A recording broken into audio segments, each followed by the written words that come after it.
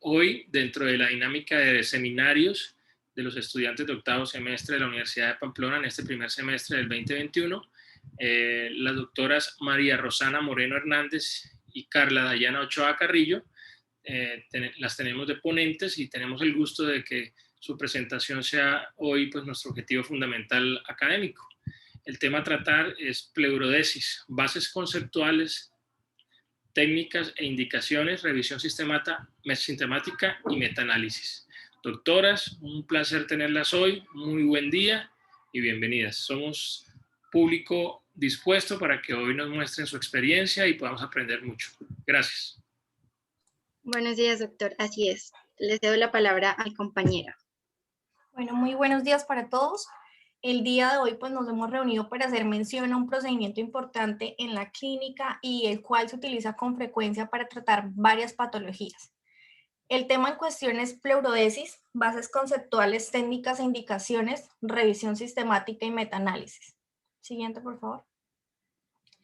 Los ítems que vamos a tratar el día de hoy son resumen, objetivos, introducción, antecedentes, la epidemiología, el mecanismo fisiopatológico, las técnicas de la pleurodesis quirúrgica como médica, los diferentes agentes pleurodésicos, las indicaciones clínicas, las complicaciones, el fracaso de dicho procedimiento, las contraindicaciones, el pronóstico y finalizar con unas conclusiones, el video de inspiración y las referencias. Siguiente.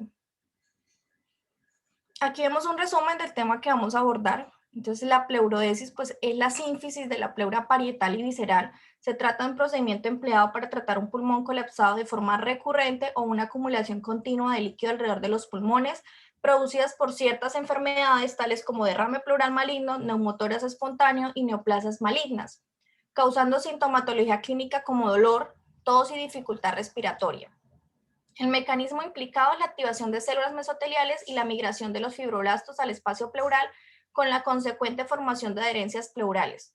Los mejores agentes disponibles para la pleurodesis química son el talco y la iodopovidona.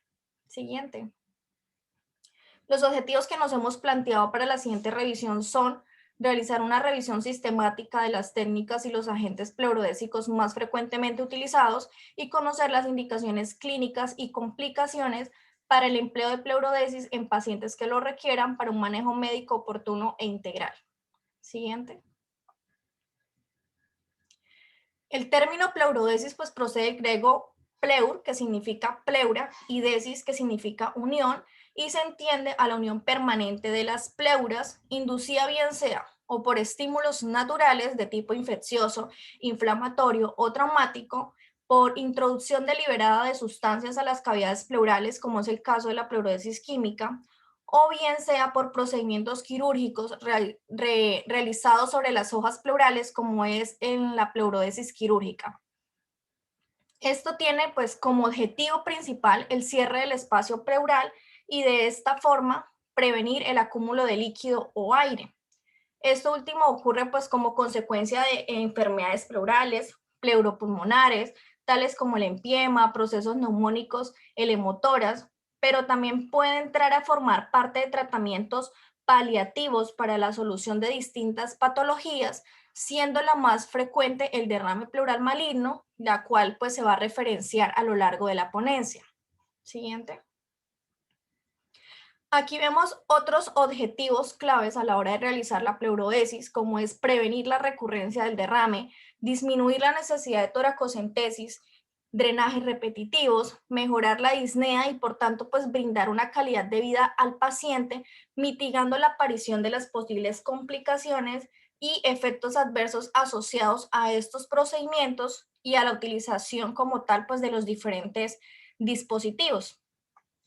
Para hablar del éxito completo del procedimiento, es netamente cuando hay un alivio de los síntomas relacionados con el derrame pleural a largo plazo, sin que se genere pleurodesis de líquido en la radiografía de tórax hasta la muerte. Siguiente. Bueno, en cuanto a los antecedentes, algunos relevantes son, por ejemplo, en 1906, Spengler hace como el primer intento de pleurodesis al introducir nitrato de plata en un paciente con neumotórax. Luego, en 1935, Bethel hace un trabajo experimental que se convierte en el precursor del talcaje, que es la misma técnica con talco, que ya le iremos describiendo ampliamente más adelante. En 1945, Müller introduce por primera vez el zinc, que es un isótopo radioactivo en el tratamiento de la carcinomatosis pleural y peritoneal. Luego, en 1948, Karnofsky es el primero en introducir la mostaza nitrogenada en las cavidades serosas y en 1954 se obtienen los primeros resultados clínicos de esto. Luego, en 1955, Bateman utiliza tiotepa, que es un fármaco quimioterapéutico, anticanceroso, antineoplásico, que se administra antes de un trasplante o de células madre o de médula ósea, en casos de leucemia. Luego, en 1961, Hellhorn emplea quinacrina de forma intrapleural y da toda su acción citotóxica sobre cultivos tisulares de diferentes tumores. Y en 1972 aparecen Robinson y Bolucki, que introducen la tetraciclina como un nuevo agente pleurodésico. Siguiente, por favor. Hablar de epidemiología en este tema pues se vuelve complejo, ya que no hay muchas publicaciones referente al mismo. Lo que sí podemos decir a grosso modo es que en Japón el tratamiento con pleurodesis para el neumotórax no se realiza activamente, mientras que en los países occidentales la práctica estándar es realizar pleurodesis después del segundo episodio de neumotórax. Algo importante a recalcar es que la eficacia de la pleurodesis química varía dependiendo del agente sinficiante o pleurodésico empleado. Siguiente. Entonces, como vemos, la eficacia de la tetraciclina, del clorhidrato de tetraciclina, varía entre el 40 y el 90%, aunque ya no se encuentra disponible en el mercado. Algunos autores describieron un éxito del 78% a corto plazo con el uso de la doxiciclina y de 65% a largo plazo. La mayoría de los pacientes pues, van a requerir la instilación de doxiciclina de forma repetitiva para poder obtener una pleurodesis exitosa. La administración intrapleural de bleomicina logra la pleurodesis en el 62 al 81% de los pacientes. El uso del talco como polvo seco tiene una eficacia mayor del 90% y es el agente pleurodésico más efectivo y económico. La tasa de complicaciones pues, asociadas como tal a la pleurodesis es alrededor del 20%. Siguiente.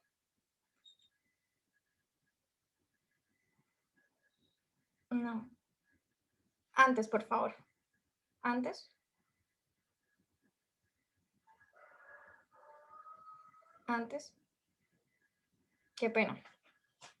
En cuanto al derrame pleural maligno, pues que es la principal indicación para la pleurodesis, decimos que es un problema de salud mundial. En Estados Unidos pues se estima una incidencia anual de 150,000 casos. Se considera que aproximadamente un 15 a un 20% de los pacientes con cáncer van a presentar derrame pleural maligno en algún momento de su enfermedad y esta se va a asociar a la progresión de la misma, lo que va a indicar pues el estado terminal del paciente. En el 95% de los casos se debe a enfermedad metastásica y la sobrevida de estos pacientes es aproximadamente del 15% en 5 años. Siguiente, por favor.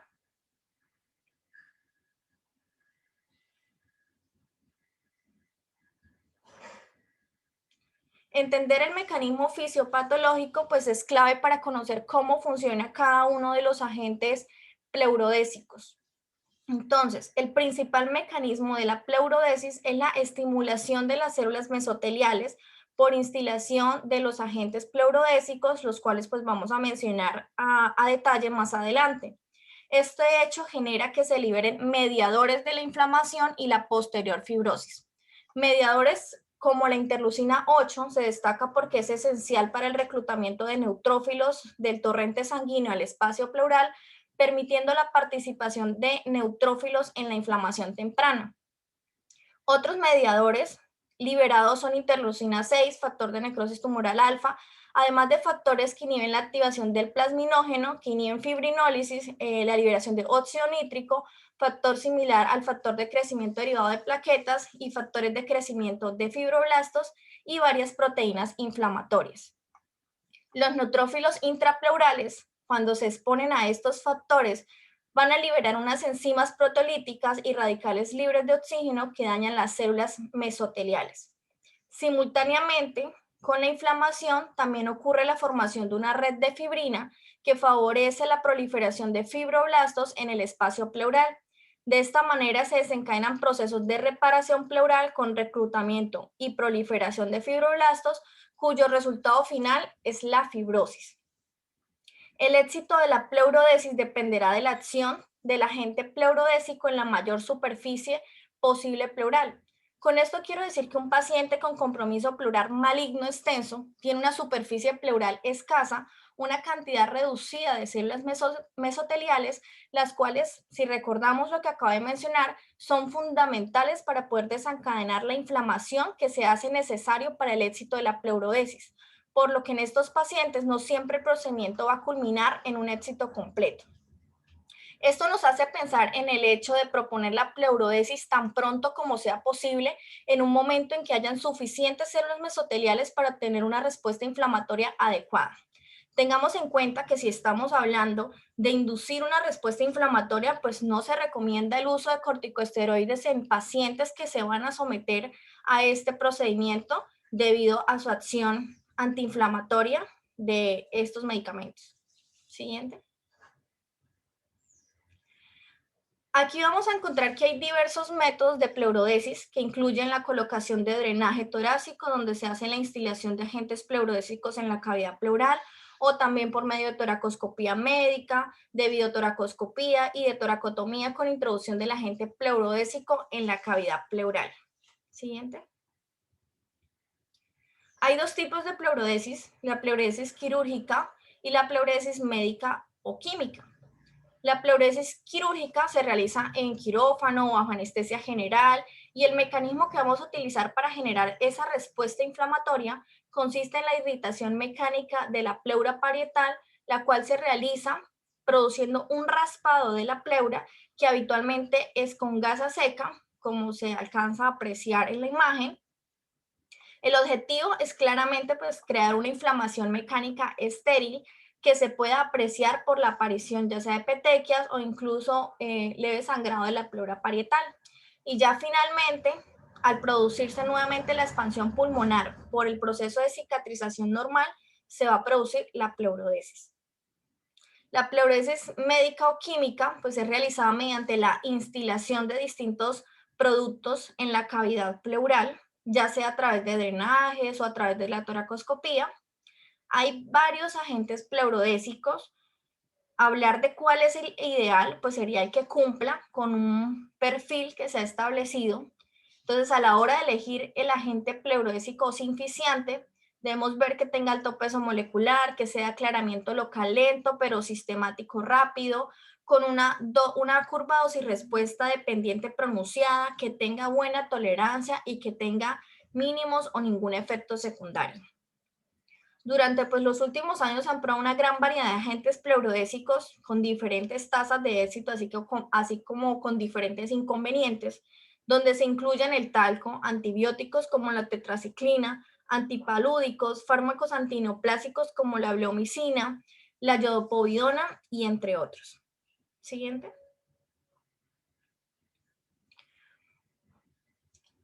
La abrasión pleural, que es la misma pleurodesis quirúrgica, forma parte del tratamiento quirúrgico del neumotórax, ya sea realizado a través de toracotomía o principalmente videotoracoscopía.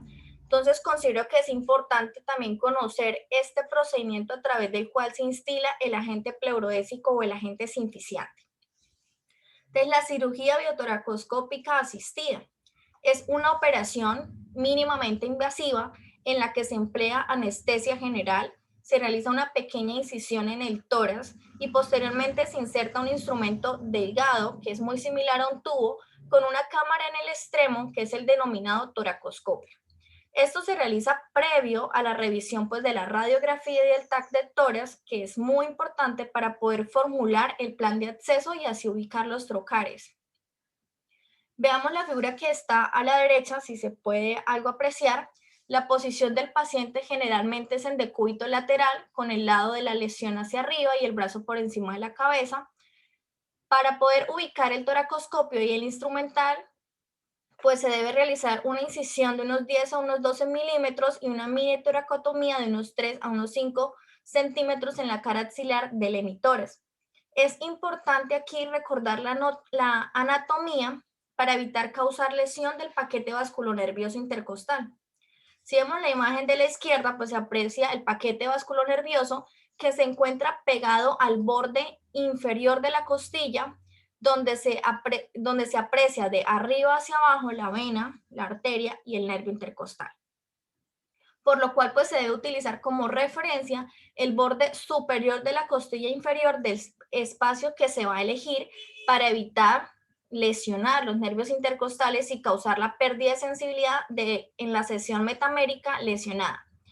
Generalmente se utiliza el sexto o séptimo espacio intercostal en la línea axilar media.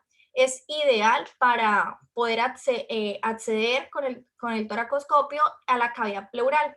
Este lugar pues es indicado porque provee una vista clara del mediastino y de todas las superficies pleurales y del parénquima pulmonar. Ya continuando con el proceso, pues se debe hacer una exploración digitalmente para identificar la presencia de adherencias pleurales que puedan pues impedir el paso a la introducción de los instrumentos y así aumentar el riesgo de lesionar el parénquima pulmonar. La insuflación de CO2 se usa ocasionalmente para facilitar el colapso pulmonar, conservando pues la presión del espacio pleural por debajo de los 10 milímetros de mercurio. Y una vez se introduce el toracoscopio, pues se espera el completo colapso pulmonar y se explora la cavidad torácica y posteriormente pues se procede a instilar el agente desinficiante o pleurodésico. Siguiente. El talco es de los agentes pleurodésicos más frecuentemente utilizados y veremos el por qué. Este producto es un silicato magnésico hidratado. Fue utilizado por primera vez como agente pleurodésico en 1935. El talco para uso intrapleural pues debe estar libre de fibras de asbesto, ya que este tiene una relación con el desarrollo del mesotelioma pleural, además de ser esterilizado mediante exposición prolongada de calor seco, a gas óxido etileno o a irradiación gamma. Existen básicamente dos técnicas de administración intrapleural, bien sea pulverizado o por talco disuelto en suero salino. La insuflación de polvo de talco seco en la cavidad torácica durante la toracoscopía se realiza en quirófano, bajo anestesia local o general y usando en promedio 5 gramos de talco que se pulveriza en diversos medios atomizadores. Presenta una tasa de éxito mayor al 90% y con la menor recurrencia de derrame en la pleuritis maligna. Es un producto de fácil disposición, económico, por lo que hace que hoy en día sea un recurso viable. Dentro de las complicaciones que se han descrito por la aplicación de talco, las más frecuentes son fiebre, que se presenta entre las 4 o 12 horas posteriores al procedimiento, la infección de la herida de la toracoscopía o del drenaje endotorácico, el cual es poco frecuente, dolor torácico de intensidad variable y síndrome de estrés respiratorio del adulto, cuya incidencia varía entre el 1.3 y el 9%. Esto último, pues según 3 estudios que se revisaron en la monografía. La yodopovidona, otro agente pleurodésico, es un antiséptico tópico utilizado comúnmente por su capacidad de generar una intensa respuesta inflamatoria con fibrosis pleural gracias a sus propiedades citotóxicas, oxidativas, así como al bajo pH. La yodopovidona como técnica para realizar la fibrosis de las pleuras consiste en una mezcla de solución salina normal, la yodopovidona y lidocaína al 1% sin epinefrina, instilada mediante la colocación de un tubo de tórax y se deja en la cavidad por 3 horas. La yodopovidona cumple pues con los criterios para ser un agente ideal en la pleurodesis porque pues es económico, es de fácil acceso, es efectivo en periodos cortos de tiempo, no se absorbe y genera pocos efectos sistémicos.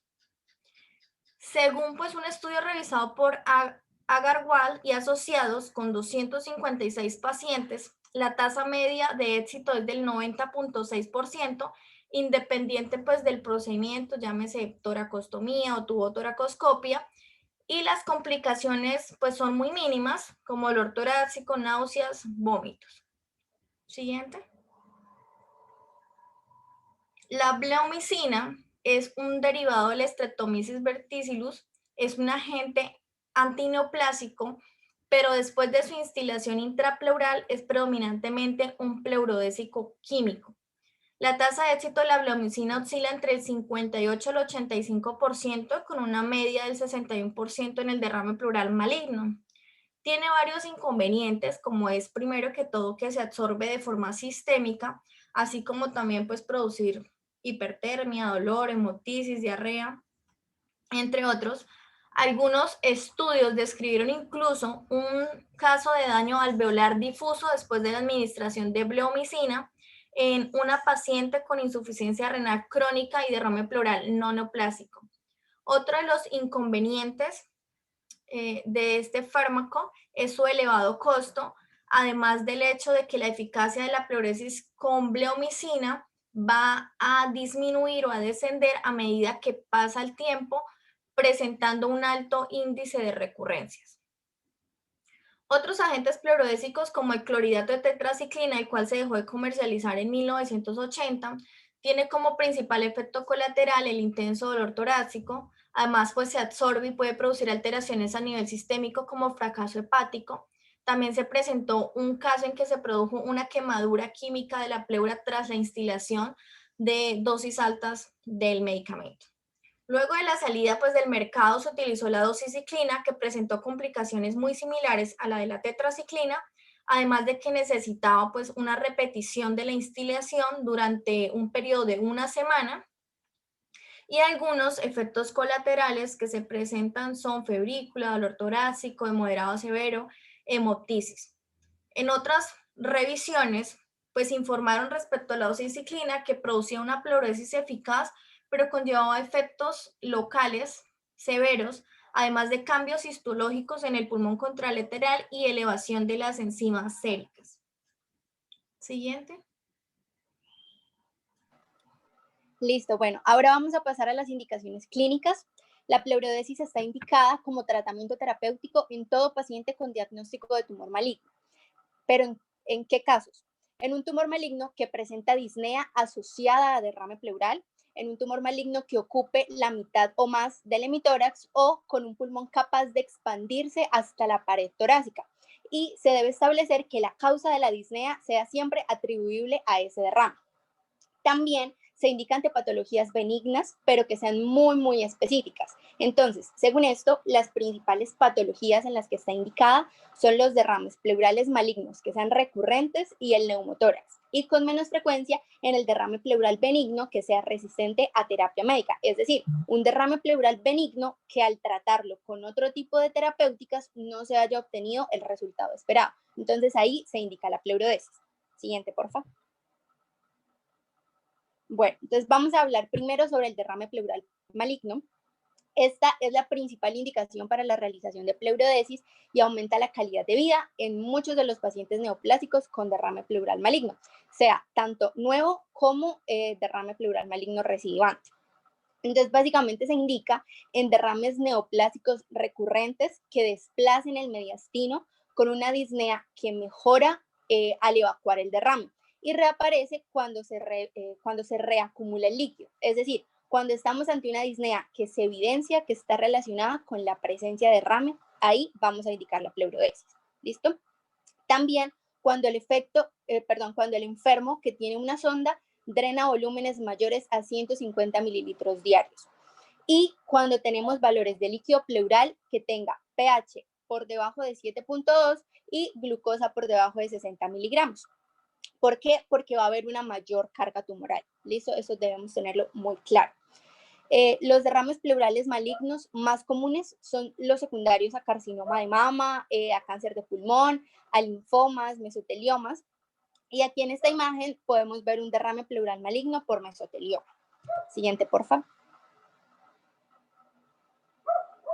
Bueno, sobre su etiopatogenia, es por varios procesos, como por ejemplo irritación por afectación tumoral primaria o secundaria, o secundario a neumonitis distal, que sea producida por una obstrucción bronquial tumoral, o por afectación de adenopatías mediastínicas que tengan obstrucción difusa de los linfáticos subpleurales, o otras, como por ejemplo hipoproteinemia o posterior a una irradiación. Y según este diagnóstico etiopatogénico, vamos a poder definir el tratamiento posterior. Entonces, bueno, en cuanto al procedimiento, primero se debe colocar un drenaje torácico, se dará al paciente con 10 miligramos de diazepam o analgesia intravenosa. Debemos introducir el agente pleurodésico a través de ese drenaje torácico y mantenerlo por las primeras 24 horas y luego retirar cuando el paciente esté drenando menos de 200 mililitros al día. ¿Listo? Esas son las indicaciones del procedimiento. Ahora, sobre la aspiración, se hace en las primeras 3 horas posteriores al desbloqueo, es decir, cuando ya se ha drenado lo suficiente y está libre el espacio. Se comienza con presiones de -2 a -5 centímetros agua y aumenta cada 3 horas hasta -20 y puede generar malestar. Y se debe suspender si vemos que en el paciente hay algún signo de fístula a nivel broncopleural. Pero a pesar de esto, pues según las recomendaciones del 2003 de la Sociedad Torácica Británica, es innecesaria la aspiración. Pero igual, pues nos pareció importante hacer la acotación a la aspiración. Siguiente, por favor. Bueno, entre las técnicas quirúrgicas tenemos dos principales, la toracocentesis y el drenaje torácico. La toracocentesis es un procedimiento percutáneo, sencillo, rápido, en el cual vamos a insertar una aguja en el espacio pleural para obtener ese líquido pleural.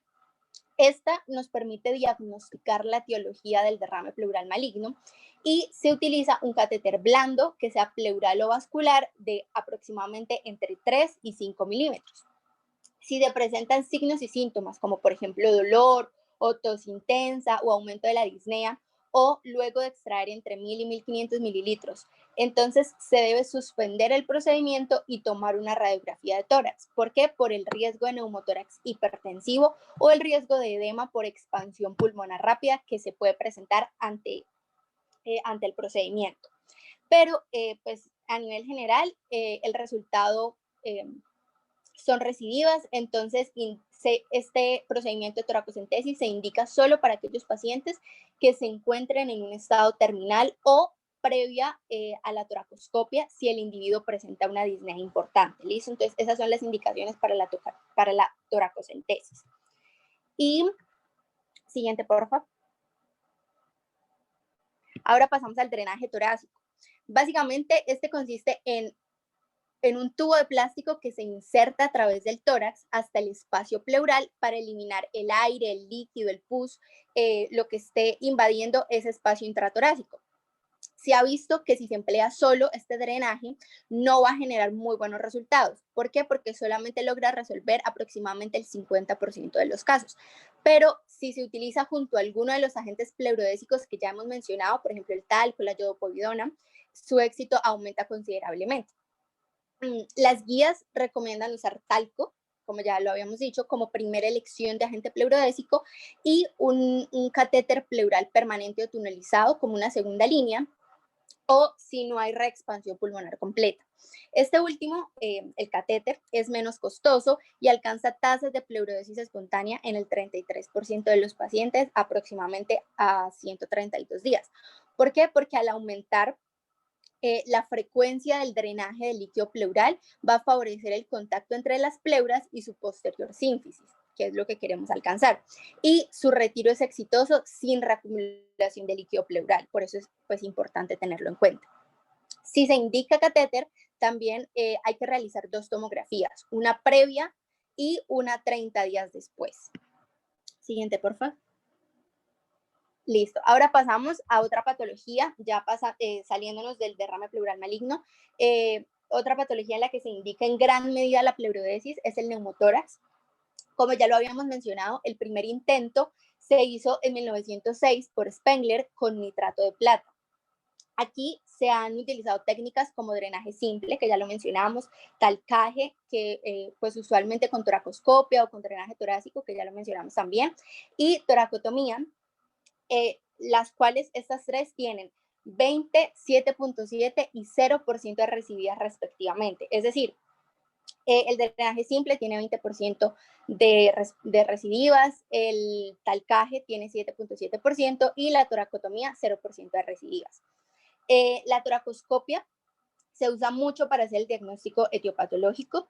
La toracotomía axilar, que la vemos en la imagen superior, se hace con abrasión pleural y resección de bulas y luego sí la pleurodesis como tal.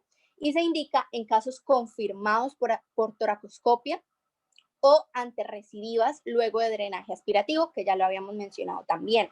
Y aquí en la imagen inferior vemos una resección de bulas. Y el talcaje se reserva para los casos de pacientes que no son candidatos a la cirugía. Siguiente, por favor. Luego pasamos a el el derrame pleural benigno.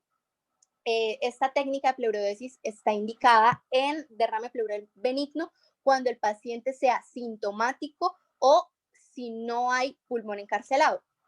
Pero es la última opción de tratamiento en estos pacientes, ¿sí? En los pacientes con derrame pleural benigno. Entonces hay que tenerlo en cuenta.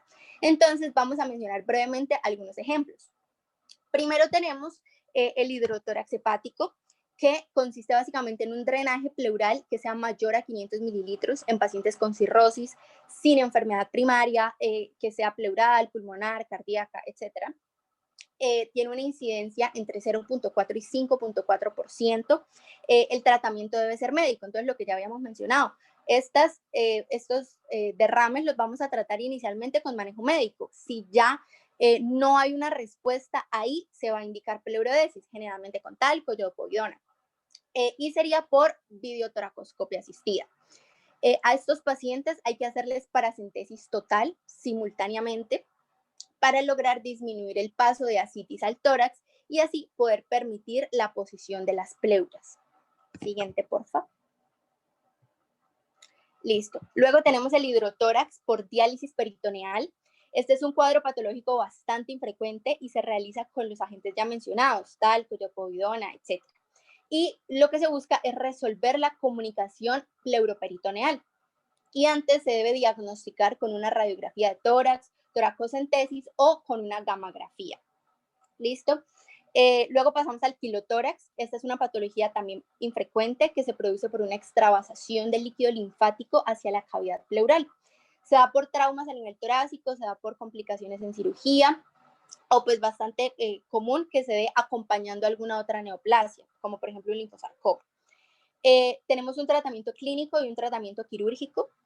El tratamiento clínico sería radioterapia y tratamientos médicos para descomprimir los linfáticos torácicos, como por ejemplo la nutrición parenteral, la nutrición oral con triglicéridos de cadena media que se absorbe más por el sistema porta, también emplear diuréticos, entre otras cosas, entre otras técnicas o pautas médicas, clínicas. Y el tratamiento quirúrgico consiste en una ligadura del conducto torácico, pleurectomía, que sería una extirpación parcial de la pleura, y drenaje torácico simple. Y si todo esto ha fallado, ahí sí recurrimos a la pleurodesis, generalmente con talco también, porque es la que tiene mejores resultados, como ya lo habíamos mencionado previamente. Y aquí en la imagen vemos un quilotórax bilateral luego de una cirugía tiroidea. Siguiente, por favor. Ahora pasamos a las complicaciones. En las complicaciones causadas por tetraciclina y derivados, que pues como ya lo habíamos mencionado, ya estas no están en el mercado, el dolor torácico era la principal complicación. Más o menos en el 85% de los casos se daba dolor torácico y duraba aproximadamente 1 a 2 horas. Otras manifestaciones eran fiebre, taquipnea, taquicardia, pero todas estas en las primeras 24 horas ya desaparecían. En la toracoscopia con talco se ha descrito principalmente disnea. ¿Por qué? Por la absorción de partículas de talco inferiores a 5 microgramos o por dosis muy altas que sean mayores a 10 microgramos. También puede ser por alguna contaminación, entre otros factores que puedan causar esa disnea. Por catéter tenemos infección pleural, dolor local, diseminación tumoral, entre otros pocos. Por yodopovidona, las complicaciones son más asociadas a la estancia hospitalaria que al procedimiento como tal, pero sí se ha descrito que puede causar una alteración como transitoria de la función tiroidea por la aplicación del yodo o por usar medios de contraste con yodo, etc. Y por bleomicina, las complicaciones son escasas, son leves, sería básicamente dolor, eritema, náuseas, vómitos, hipertermia, que son como muy sistémicas, muy generales esas complicaciones. Siguiente, porfa. El fracaso pues, de la pleurodesis va a corresponder en sí a la persistencia de los síntomas relacionados con el derrame pleural en sí, así como a la acumulación de líquido pleural que se pueda detectar mediante la radiografía de tórax. En el caso de fallo de pleurodesis en derrame pleural, pues se pueden considerar otras alternativas, como es un nuevo intento de la pleurodesis, que puede ser por otro método, realizar toracocentesis repetidas, colocar un chute pleuroperitoneal, que puede alcanzar incluso pues el 90% de eficacia, tanto en el alivio de la disnea como en el control del derrame pleural, o colocar bien un drenaje torácico permanente. Varios autores pues han descrito una fuerte relación entre la activación de la coagulación y la producción del inhibidor del activador del plasminógeno, el cual se relaciona directamente con el fracaso de la pleurodesis. Otro factor que se asocia al fracaso de la pleurodesis se presenta cuando la carga tumoral es alta, por lo que las células mesoteliales normales van a ser escasas y en consecuencia la respuesta al agente pleurodésico disminuye, como ya lo había mencionado al inicio de la charla. Además de esto, pues el tipo de tumor en la cavidad pleural también puede afectar el resultado del procedimiento, como es el caso del mesotelioma maligno difuso y los carcinomas pulmonares metastásicos, los cuales pues tienen una pobre respuesta. Siguiente. Listo, ahora pasamos a las contraindicaciones. Este procedimiento está contraindicado en pacientes que tengan alteración de las pruebas de coagulación e insuficiencia renal con creatinina mayor a 6 miligramos, en pacientes con esperanza de vida que sea menor a 3 meses y en pacientes con falla en la expansión pulmonar, porque ya habíamos mencionado la importancia de que sea reexpansible o expansible a la pared torácica. Entonces, ¿en qué casos habría esa falla en la expansión pulmonar? Si hay un envolvimiento del tumor a la pleura visceral o por una obstrucción endobronquial, lo que causaría lo que se conoce como pulmón atrapado o encarcelado, que se puede ver en la radiografía de tórax. Entonces, también es importante indicar la radiografía de tórax. Y se debe tener cuidado si se indica en derrames pequeños de pacientes con ventilación mecánica e insuficiencia respiratoria, especialmente cuando solamente el paciente posee un pulmón. Siguiente, por favor. Luego pasamos al pronóstico. El pronóstico más prometedor o ideal se da en pacientes con derrame pleural, que se da en pacientes con derrame pleural maligno, es ante un enfermo que tenga ya un diagnóstico confirmado, o ante una escala o índice de Karnofsky que sea mayor a 40, que ya la mencionamos, la tenemos aquí a la derecha, ya la mencionamos, y un paciente que tenga una esperanza de vida mayor a 3 meses, es decir, que no se beneficie, que no sea candidato a quimioterapia y que tenga esta esperanza de vida mayor a 3 meses. También un paciente con disnea que mejore al evacuar un derrame de más de la mitad del hemitórax y un paciente que tenga pulmón libre de enfermedad, que se expanda la pared después de extraer el líquido, como ya lo habíamos mencionado. Listo, ese es como el pronóstico más prometedor en estos pacientes. Y ahora sí, en cuanto a la escala de Karnofsky, esta es una escala o un índice de rendimiento que mide básicamente la capacidad de los pacientes con cáncer para llevar a cabo sus actividades cotidianas. Con esto se evalúa su capacidad funcional, su pronóstico, ayuda a la toma de decisiones terapéuticas, entre otras cosas. Y ya en cuanto a la puntuación, va de 0 a 100 y a mayor puntaje, mejor pronóstico.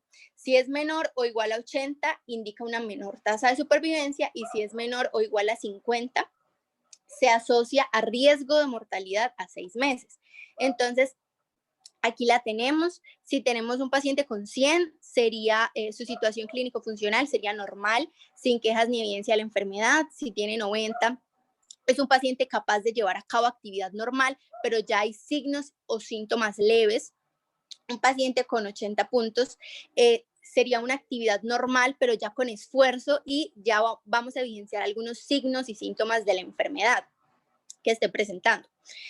Un paciente con 70 puntos es un paciente capaz de cuidarse, pero incapaz de llevar a cabo una actividad normal o trabajo activo. Entonces ya vemos una incapacidad ya mucho más notoria. Un paciente con 60 puntos ya requiere atención ocasional, pero es capaz de satisfacer la mayoría de sus necesidades. Paciente con 50 puntos ya necesita una ayuda importante, ya esa limitación es bastante marcada y necesita asistencia médica frecuente. Paciente con 40 puntos ya es incapaz de hacer la mayoría de las cosas, necesita ayuda, necesita asistencia especial. Un paciente con 30 puntos ya es absolutamente, totalmente incapaz y necesita ya una hospitalización y un tratamiento de soporte activo.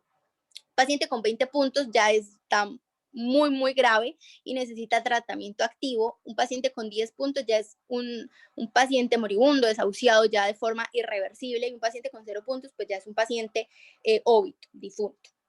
¿Listo? Siguiente, porfa. Bueno, un mal pronóstico, o en cuanto a un mal pronóstico, un factor importante es la presencia de alta celularidad en el líquido pleural, así como una glucosa que sea inferior a 60 miligramos por decilitro, un pH que sea menor a 7.2. Entonces ahí se debe considerar un enfoque más conservador en estos pacientes, como por ejemplo realizarle varias toracocentesis, ¿sí? O sea, varias sesiones de toracocentesis. Y en cuanto a la mortalidad, se describen tasas entre el 0 y el 32%, pero tienen más relación con el estado del paciente como tal que con el procedimiento. Siguiente, porfa. Y ya pasamos a las conclusiones. Aquí podemos abarcar que la pleurodesis es una técnica demasiado importante en la práctica clínica actual y el talco y la yodopovidona, como evidenciamos a lo largo de la presentación, son los agentes pleurodésicos más empleados porque cumplen con los requerimientos o las características para poderlo clasificar como entre los agentes ideales, porque, por ejemplo, tienen una muy fácil disponibilidad, costo efectivas, una muy buena tasa de éxito, sus limitaciones y sus complicaciones son mínimas y tienen baja mortalidad. También que esta técnica se debe indicar solo si el pulmón es reexpansible, como lo mencionamos previamente, y la principal indicación es el derrame pleural maligno, pero también otras como neumotórax y algunos casos o ejemplos puntuales de derrame pleural benigno que ya tratamos. Siguiente, por favor. Bueno, también importante destacar que a lo largo de la investigación que realizamos se evidenció ausencia de datos epidemiológicos que fueran relevantes o específicos, lo que consideramos que nos generó una limitación para lograr un resultado integral del abordaje del tema que queríamos alcanzar. Y a partir de ahí consideramos que sería muy interesante realizar a largo plazo un proyecto de investigación de campo en nuestra región y generar datos propios, así como también ampliar el conocimiento de los mecanismos de pleurodesis para conseguir una optimización de la técnica y más estudios. Siguiente, por favor. Y para reducir los riesgos del fracaso del tratamiento, se puede recomendar el uso de un inhibidor de la fibrinólisis concomitante con un agente pleurodésico y así lograr una mejor eficacia de los agentes pleurodésicos, así como también destacar la importancia de la suspensión del uso de los corticoides, como lo mencionamos a lo largo de la charla, para evitar que estos interfieran con el proceso terapéutico. ¿Listo? Y finalmente, declarar que nosotros como equipo investigador no poseemos ningún conflicto de intereses para la realización de la monografía y de la presentación que realizamos. Siguiente, por favor. Y aquí tenemos el video de inspiración de la página del canal de Intorax, que tiene como título Pleurodesis BATS, aspersión de talco, silicato de magnesio, Intorax. Play, por favor. Gracias.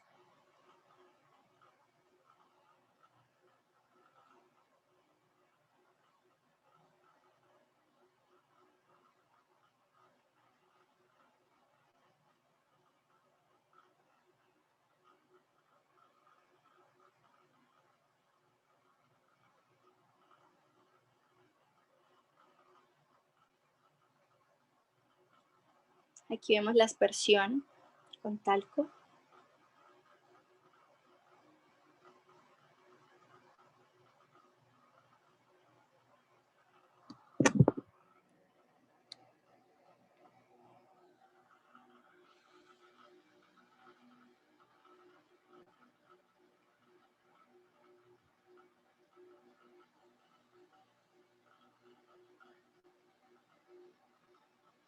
Listo, siguiente, porfa. Listo, estas son nuestras referencias bibliográficas. Siguiente, porfa. Siguiente de nuevo. Siguiente de nuevo. Siguiente de nuevo. Muchísimas gracias por su atención. Muy bien, muy bien. Yo quisiera que volviéramos un momento al video. Todavía compartan otra vez la pantalla. Quiero pues, darles algunos aspectos técnicos del video de inspiración. ¿Podemos hacerlo, por favor? Listo, doctor, un momento.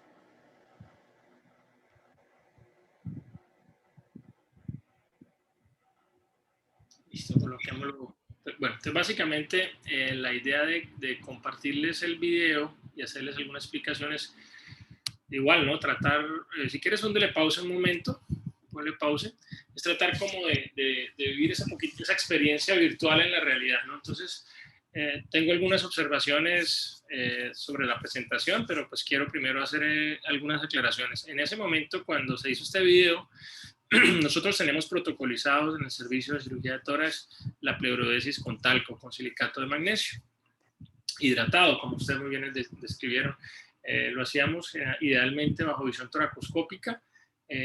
Hay muchas formas de hacerlo en el mundo, pues generalmente lo que se hacían era, se utilizaban como una especie de aspersores, eran como unos equipos técnicos. Imagínense ustedes como un equipo de esos de pintura que hace aspersión de pintura, pues también se diseñaron unos equipos para hacer aspersión en cirugía. Claro, esto no lo tenemos nosotros acá en nuestro medio.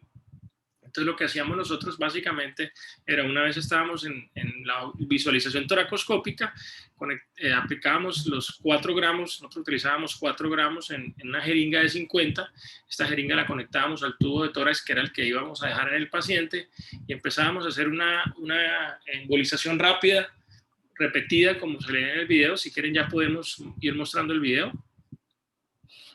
Y de esta forma se lograba pues el efecto del aspersor.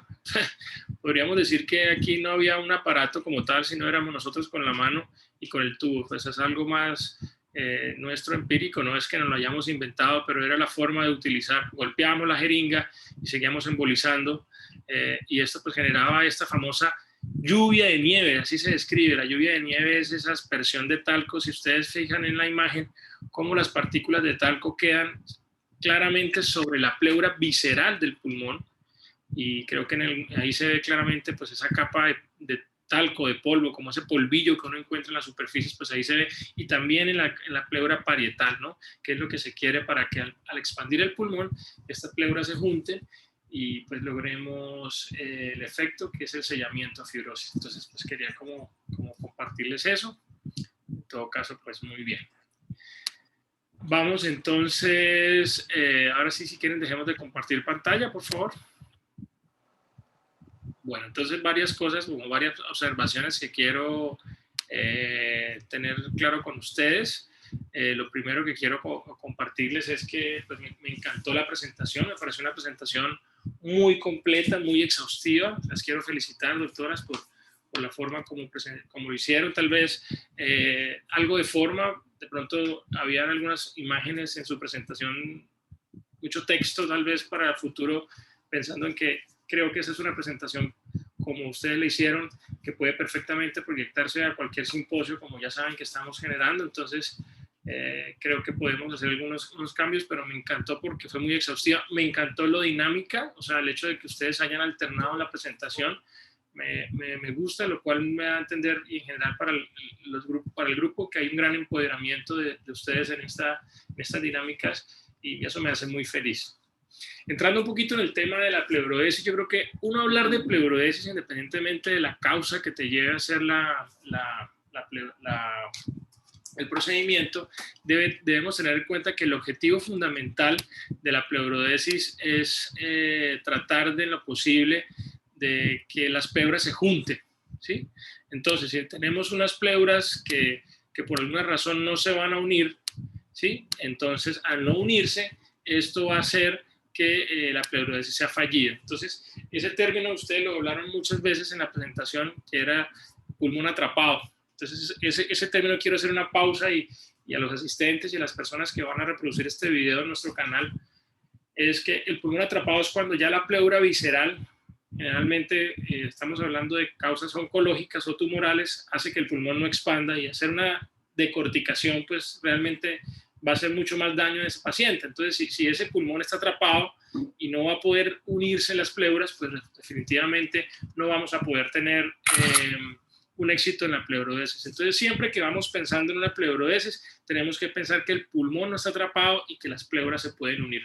Es muy difícil poder determinar esto en una radiografía o en una tomografía, porque usted como tal tiene un derrame generalmente, o un neumotórax, y pues usted por imagen pues ya sabe que ese espacio está complicado, pero que usted realmente determine la posibilidad de atrapamiento o no de ese pulmón, casi que nosotros damos fidelidad a esto cuando hacemos la toracoscopia. Entonces, hay muchos pacientes que nosotros queremos o tenemos la disposición de hacer pleurodesis, pero en el momento del acto de hacerla, nos damos cuenta que no va a ser exitosa porque el pulmón está atrapado. Esa sería como la primera observación para compartirles.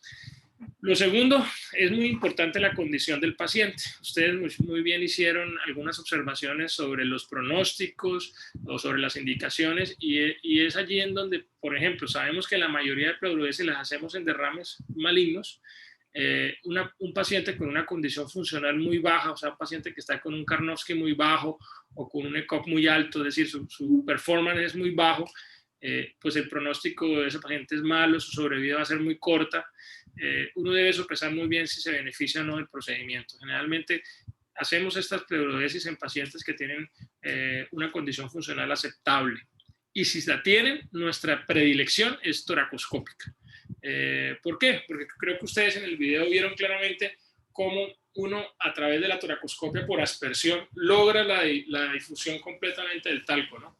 Generalmente hay una alternativa, y es solo con el tubo de tórax hacer una pleurodesis dilutiva, o sea, solo por el tubo colocar las sustancias, luego de colocar las sustancias, pinzar el tubo, luego hacer que el paciente tenga movilizaciones durante 4 horas para que ese contenido que va a generar inflamación se mueva, y después de las 4 horas despinzar el tubo para que este líquido salga y lograr la expansión pulmonar. Esa pleurodesis dilutiva, que no es quirúrgica ni es por aspersión, pues el éxito no se puede equiparar a la aspersión, ¿no? Entonces, generalmente nosotros creemos que si lo podemos hacer con aspersión, idealmente por biotoracoscopia, siempre y cuando que el paciente tenga condiciones. Durante mucho tiempo utilizamos el yodo. Yo ya en estos 17 años de trabajo aquí en la ciudad, no teníamos la posibilidad de conseguir el silicato de magnesio, el talco. Utilizábamos el talco, siempre utilizamos al principio el talco, que es el silicato de magnesio. No existía una marca comercial, entonces yo me tomaba el trabajo de conseguir a alguien en Bogotá que lo pesara, que nos lo esterilizara y lo trajera, y siempre tratábamos de que el paciente, pues si pudiese asumir ese costo de ese proceso, pues lo pagase, o alguna vez lográbamos subsidiar a algunos pacientes. Así lo hicimos yo creo que por más de 10 años, pero se vino todo este tema de regulación, como tiene que ser, donde ningún producto biomédico puede ser aplicado si no tienen unos registros sanitarios. Entonces ya esa parte tal vez artesanal responsable que hacíamos, pues yo la suspendí, porque no teníamos cómo garantizarle eso al paciente, y ante todo debemos estar dentro de la norma, ¿no? Entonces, pasamos al uso del yodo, del isodina, al 20%. Utilizamos el yodo quirúrgico, lo diluimos a una proporción del 20% con solución salina y lo aplicamos en el espacio pleural. Hemos tenido muy buenos resultados, es económico, realmente no le genera costo al paciente. Y creo que, como para que ustedes tengan información de qué es lo que estamos haciendo, hoy en día lo estamos haciendo con yodo. ¿Existe talco por INVIMA ya probado? Sí, es una marca comercial. Realmente no hemos podido tener continuidad aquí en la ciudad, pero esperemos que también sea una alternativa, y pues definitivamente las tablas que ustedes nos muestran es un poco más el resultado con el talco que con el yodo. Es muy importante esa observación. Otro aspecto que quiero tocar: siempre hablamos de derrame maligno, y ahí es donde nos enfocamos ante la posibilidad de pleurodesis. Pero ustedes muy bien tocaron el tema del neumotórax. Acuérdense que el neumotórax puede ser generalmente espontáneo, primario, secundario. Son patologías pulmonares o condiciones del paciente que hacen que el pulmón se colapse, y la posibilidad de repetir esto es alta. Entonces, en esos pacientes se podría indicar el sellamiento. Y hablaron de dos condiciones muy importantes, que es el hidrotórax hepático y el hidrotórax por diálisis, que aunque ustedes hablan de que no es muy frecuente, sí es muy frecuente, sobre todo el de diálisis peritoneal. Son esos pacientes que empiezan a hacer derrames pleurales. Inclusive creo que en los casos que tenemos ahí en nuestro canal de YouTube, hay un paciente con un hidrotórax por diálisis que lo manejamos primero con una toracoscopia para descartar patología pleural primaria, porque como son derrames recurrentes por intercambio de diálisis y por difusión transdiafragmática, generalmente producen exudados que pueden sospechar tuberculosis o neoplasias, y pues hay que descartar una pleurectomía diagnóstica que no haya nada más, pero pues ante la posibilidad de una recurrencia, pues nuestro objetivo es hacer un sellamiento mecánico o químico, como ya ustedes lo describieron. Entonces me parecía muy importante como reforzarles eso.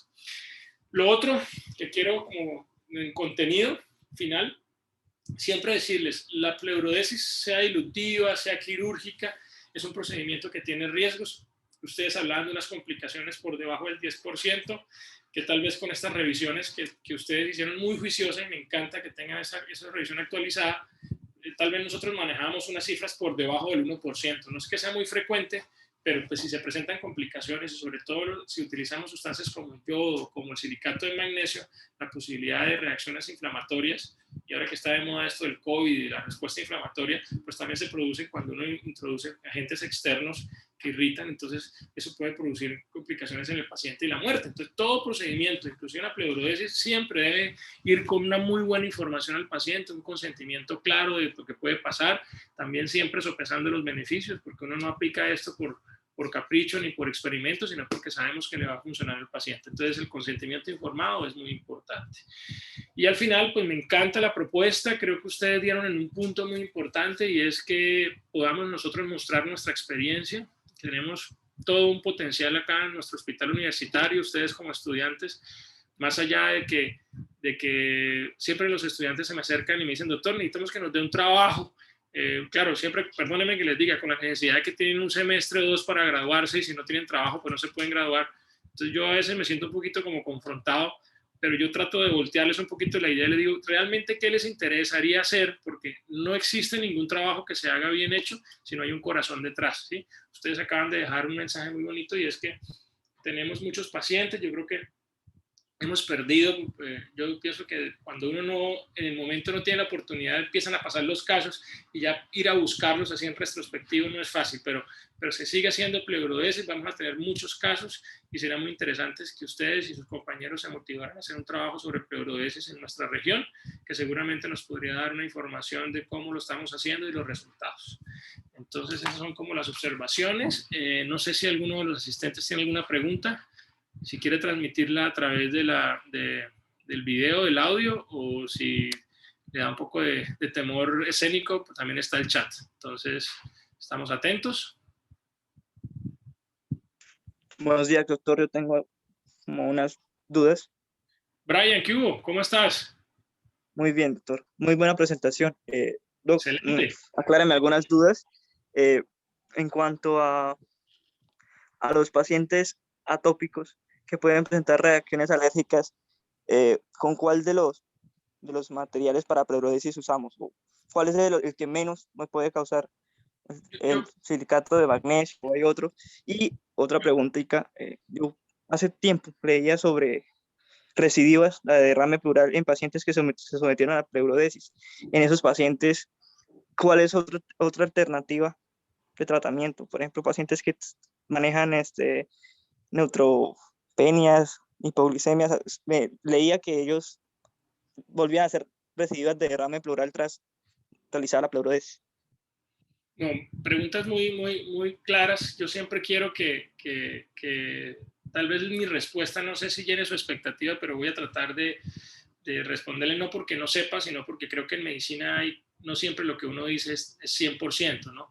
Con respecto a la atopicidad o a las características alérgicas, pues sí, todo paciente alérgico en principio tiene más riesgo de generar algún tipo de respuesta inflamatoria, ¿no?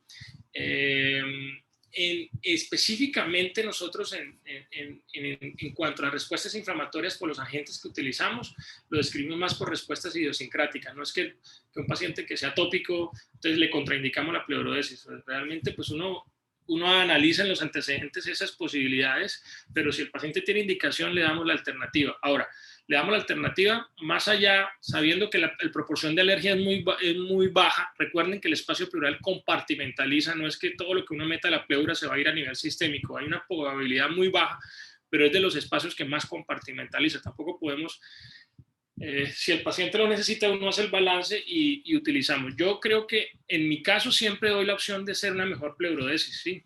Porque si yo voy a hacer algo pasito para que no funcione, mejor no lo hago. Entonces, siempre estaría, a pesar de que lo que más podría generarme alergia es el silicato de magnesio, si yo lo tengo, lo utilizaría. Claro, teniendo una necesidad clara. Si no tengo una necesidad clara y hay un riesgo, usted siempre eso en general lo debe sopesar, el riesgo-beneficio. En estos casos, como muy bien dijeron las ponentes, pues si el paciente tiene un derrame recurrente que están afectando su calidad de vida, mucho de esto pues uno lo hace porque el paciente realmente lo necesita, ¿no? Y con porcentajes por debajo del 1% versus un 99%, pues yo creo que hay que utilizar lo que mejor funciona. Ahora, esa sería mi respuesta. Y si vamos a su segunda pregunta, entonces si el paciente recurre, entonces ahí es donde uno se pregunta, si yo voy a hacer una pleurodesis y la voy a hacer suavecita para que no haga alergia, sabiendo que la proporción de alergia es muy baja, o voy a hacerla bien para evitar recurrencias. Es muy importante siempre que se haga pleurodesis mirar también la causa, sobre todo oncológica, porque si un paciente tiene otras condiciones de nutrición, fallas cardíacas, problemas hematológicos que hacen que un paciente perfectamente tenga un tercer espacio, ahí no hay pleurodesis que funcione. Sí, no sé si me hago entender.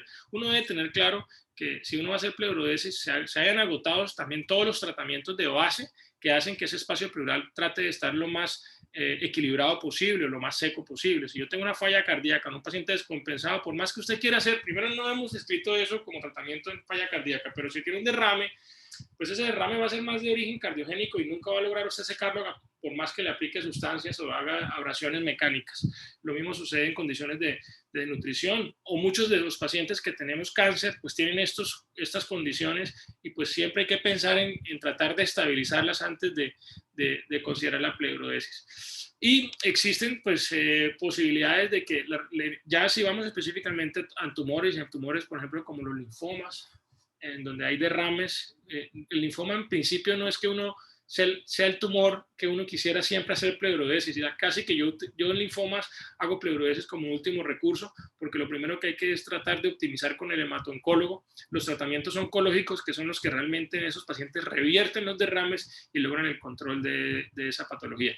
No sé, Dayan, si te logré de pronto dar alguna información que te tranquilice un poquito tu duda.